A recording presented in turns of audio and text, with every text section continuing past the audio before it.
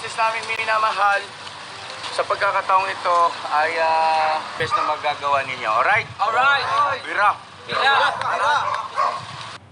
So yun po mga kabisnes, mapagpalang araw po sa ating lahat. Alright! Ayan mga kabisnes, kasama natin ang buong team. Yan po yung Agwang. Yes! Agwang, mga kasag, at syempre si Papa D.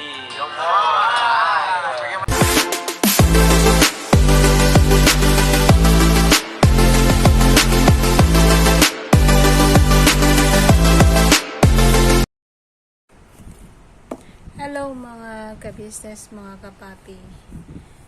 Mapagpalang araw po sa ating lahat. Sana nasa mabuti kayong kalagayan sa mga oras na ito. For today video po, magre-react po tayo dun sa pamigay po ni Boss Dave ng stab sa squatter area.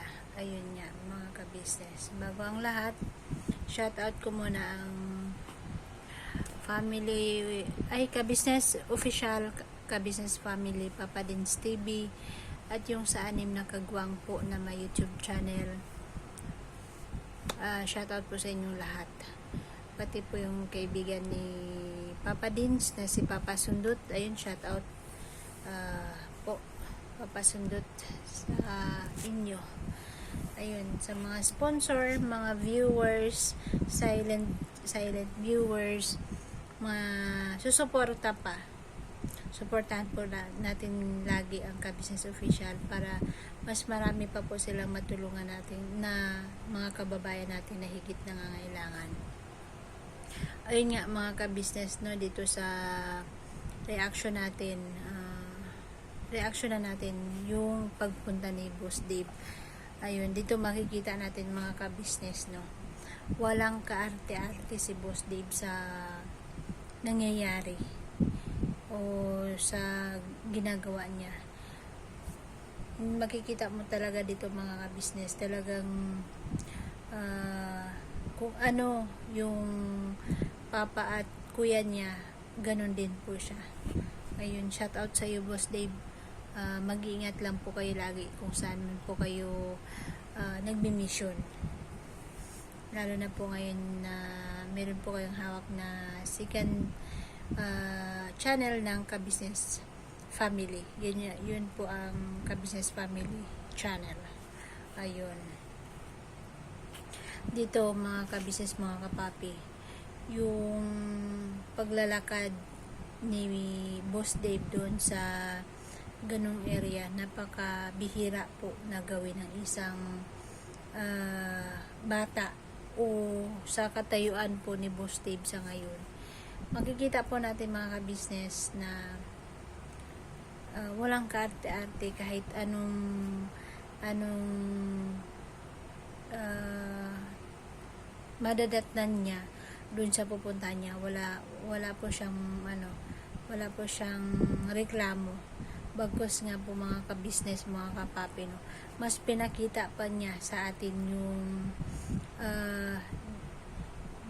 determinasyon niya na magaya sa kanyang tatay. Yun nga po si Sir ka-business dito mga ka-business, mga kapapi, na talagang makikita natin na nasa puso talaga po nila yung pagtulong.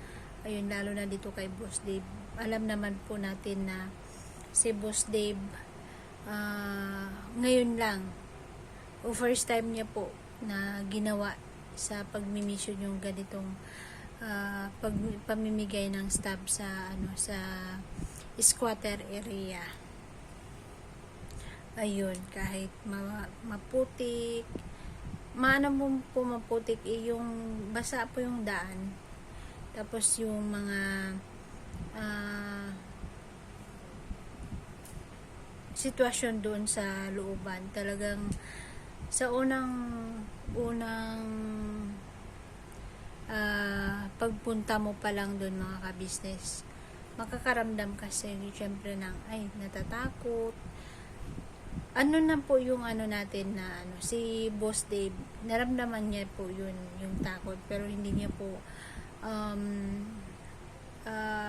pinapansin yun kasi nga mas umaapaw yung pagtulong o yung pamimigay ng staff dun sa mga kababayan natin na nandun sa lugar na yun. Ayun, at saka syempre alam ko rin na may tiwala talaga siya sa ama, sa mga kasamahan din po niya.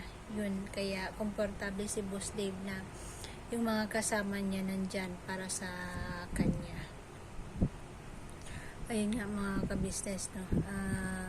Sana Boss Dave, marami pa po kayong matulungan na higit nangangailangan o andyan po kayo para umalalay po sa papa nyo.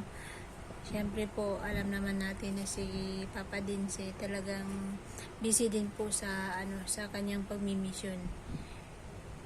Kasi hindi lang naman po ang ka-business official yung tumutulong, pati din po si Papa Dinse. Siyempre, ayun, lalo na po ngayon na malapit nang mag 200 subscribers si Papa Dins. Ayun, sa mga supporters, please po suportahan po natin si Papa Dins para mag 200 subscriber na po siya sa kanyang YouTube channel.